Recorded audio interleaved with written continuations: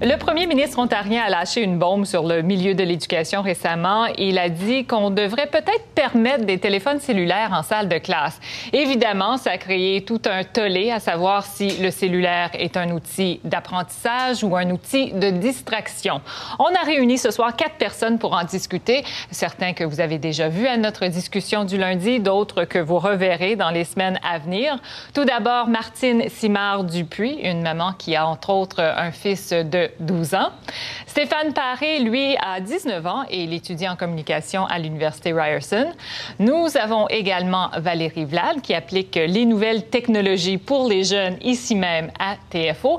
Et dans nos studios d'Ottawa, Hubert Lalande, qui est un consultant, ainsi que le directeur du service de production multimédia du Centre franco-ontarien de ressources pédagogiques, en plus d'être le papa de 3 filles de 24, 14 et 11 ans. Bonsoir à vous tous et bienvenue à l'émission. Bonsoir. Alors, bonsoir. Bonsoir. Comment vous avez réagi en entendant le commentaire du premier ministre comme quoi on devrait peut-être permettre le cellulaire en salle de classe? On va commencer avec le jeune. Absolument. Allez-y, En Stéphane. fait, pour moi, j'étais vraiment surpris parce que je ne l'avais pas vu venir du tout comme nouvelle. Mais je suis pas nécessairement contre l'idée. Je crois que c'est une bonne idée à la base. Mais par rapport au cellulaire, je sais pas vraiment. Il faudrait voir dans quel contexte il voudrait interpréter avoir le cellulaire en salle de classe, si c'est pour des modes éducatifs. Mais définitivement... J'imagine que oui, puisque ça vient du premier ministre. Exactement. On penserait ça. Mais oui, c'est intéressant comme nouvelle. J'étais pas mal surpris. Je vais être honnête avec vous. J'étais surpris, définitivement. Vous, à l'université, vous l'avez, votre cellulaire en salle de classe? Oui, on a nos cellulaires, mais ils ne sont pas nécessairement permis dans les salles de classe. Je veux dire, je l'ai toujours sur moi juste parce que c'est mon seul téléphone. Mais pour des fins éducatives, on utilise plutôt nos ordinateurs portables en salle de classe. Ça, c'est permis dans la majorité des classes. Mais certainement, il y a certaines classes où l'ordinateur n'est pas permis et le cellulaire peut des fois remplacer ça non officiellement dans la salle de classe. On y reviendra. Ouais. Martine Simard-Dupuis, de votre côté, un fils de 12 ans qui, je suis sûre, aimerait bien avoir un téléphone cellulaire. Comment vous, en tant que maman, vous avez réagi? Bien, d'une part, il a 12 ans. Donc, ce qui fait en sorte qu'on voit déjà l'encadrement qu'un enfant de 12 ans doit avoir.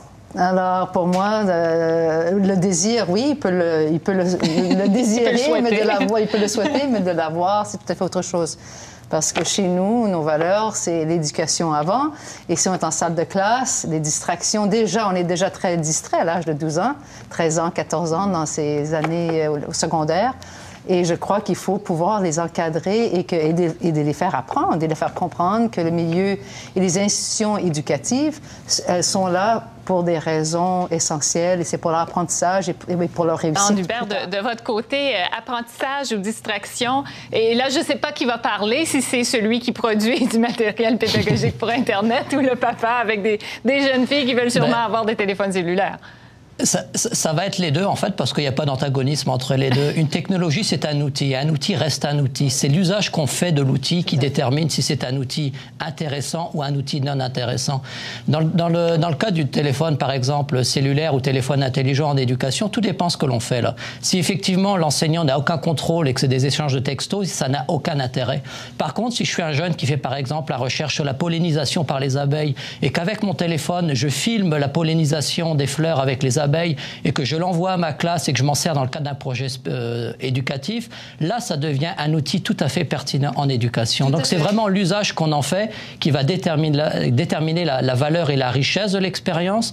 Donc, toutes les technologies doivent, d'une part, s'intégrer dans des projets pédagogiques, mais aussi être accompagnées de la formation des enseignants. J'aimerais parler à Stéphane, qui a sûrement son téléphone intelligent ou écrit des textos. Est-ce que cette année à l'université, ou mettons, il y a 2 ou 3 ans, quand vous étiez encore au secondaire, est-ce que c'est plausible, envisageable de penser que le cellulaire pourrait être utilisé pour ça et pas pour distraire? Je pense qu'il faut avoir un certain contrôle et la clé vraiment, c'est vraiment la collaboration entre l'école et l'élève par rapport à vouloir apprendre avec ces technologies-là.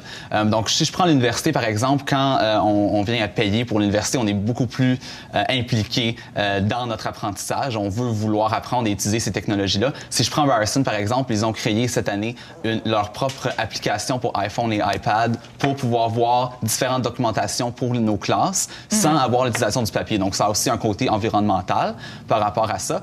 Si je prends le secondaire, par exemple, ça se peut que ça aurait été un petit peu plus difficile, juste par rapport à la discipline. Mais je veux dire, c'est le genre de choses qu'au début, quand on introduit ça dans nos classes, il faudrait faire de l'entraînement par rapport à expliquer aux élèves que c'est vraiment pour leur apprentissage et non pour la distraction. Et je pense que Hubert Lalande a touché un point tantôt. Ça commence même avant de dire à l'enfant quelle est l'utilisation. Hubert, vous parliez de la formation des enseignants. Où est-ce qu'on en est rendu avec ça? Ben, je dirais que c'est définitivement le maillon faible de l'ensemble des stratégies à travers le Canada, à travers les provinces et territoires. C'est qu'on met beaucoup d'argent dans les technologies. On met maintenant de plus en plus d'argent dans la production des ressources. Mais définitivement, le maillon faible, reste la formation initiale et formation continue des enseignants à qui on demande tous les jours de faire des miracles. On leur demande maintenant d'être des experts du web, de connaître les réseaux sociaux, etc. Mais quels sont les plans de formation qu'ils leur sauront faire? En général, c'est très faible. Alors, oui, allez-y. J'allais juste dire, c'est aussi quelque chose, je pense, qui va prendre du temps parce que si on entraîne nos élèves dès un jeune âge d'apprendre que le téléphone, non seulement est pour un réseau social et texting et peu importe, mais aussi pour leur apprentissage, je crois qu'ils peuvent grandir et comprendre que ça peut vraiment avoir ces deux utilités-là. Puis je crois réellement, en tant que maman de 4 jeunes garçons, et jeunes de 10 ans à 2 ans... Et c'est des garçons, une fille, c'est peut-être encore une autre paire de manches. Mais c'est incroyable à quelle rapidité un enfant va capter l'utilité d'un outil iPad, iPhone. Vraiment, la réalité, c'est que ces technologies-là vont faire partie de leur quotidien après leur éducation. Donc, après le secondaire, après l'université, ça va faire partie de leur vie. Donc, pourquoi pas impliquer ces technologies-là dans leur éducation, comme ça, ils vont pouvoir participer au succès que ces technologies-là ont connu. Mais pas de téléphone dans la classe. Je reviens à ma question de tantôt. Est-ce que les ordinateurs, les tableaux interactifs, est-ce qu'on en fait une bonne utilisation? Il n'y en a sûrement pas assez. Alors, je vais vous répondre. Au niveau de la présence, il est certain qu'au niveau dans le milieu d'éducation, aujourd'hui, on retrouve à peu près toutes sortes de technologies que l'on a mentionnées dans le débat. Mais encore une fois, ce qui manque parfois, c'est la formation des enseignants. C'est aussi parfois le manque de vision en termes de projets pédagogiques. Et puis, évidemment, le manque de ressources. Parce qu'évidemment, au niveau... L'école a une mission, grosso modo, c'est d'enseigner le curriculum de l'Ontario, donc basé sur les programmes cadres. Donc, faut-il encore des ressources médiatisées qui viennent appuyer ces programmes cadres qui sont enseignés à tous les niveaux, que ce soit au niveau élémentaire, secondaire, collégial ou universitaire. Et pour ça, par contre, le gouvernement de l'Ontario a mis les moyens au niveau de la production de ressources. Est-ce qu'elles sont suffisantes par rapport à la demande? Non. Mais d'année en année, le catalogue se développe et évolue et les ressources sont de plus en plus présentes. Mais encore une fois, même si l'enseignant a son projet pédagogique, même si l'enseignant a son catalogue de ressources qui lui était disponible, faut-il encore qu'on lui donne le temps d'analyser ces ressources et d'être capable de les intégrer dans sa planification pédagogique au jour le jour. Et c'est ça, pour l'instant, le besoin criant, c'est de donner la chance au personnel enseignant de pouvoir intégrer ces ressources dans une planification.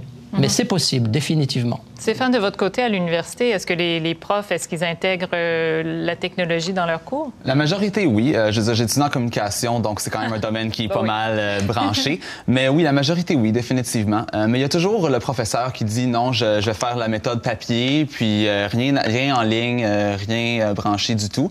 Et je veux dire, c'est quand même quelque chose qui est pas si anormal que ça. C'est intéressant. On n'avait pas d'enseignants autour de la table, mais si vous êtes enseignant à la maison, vous voulez réagir. Est-ce que vous voulez des téléphones cellulaires dans votre salle de classe? Est-ce que vous avez besoin de plus d'outils, plus de formation pour faire votre travail au niveau technologique? Envoyez-nous un petit courriel là-dessus. On aimerait ça vous entendre. Nous, on va s'arrêter là-dessus. Hubert, Stéphane, Valérie et Martine, merci beaucoup. Merci, bonsoir. Merci. Au revoir, au plaisir.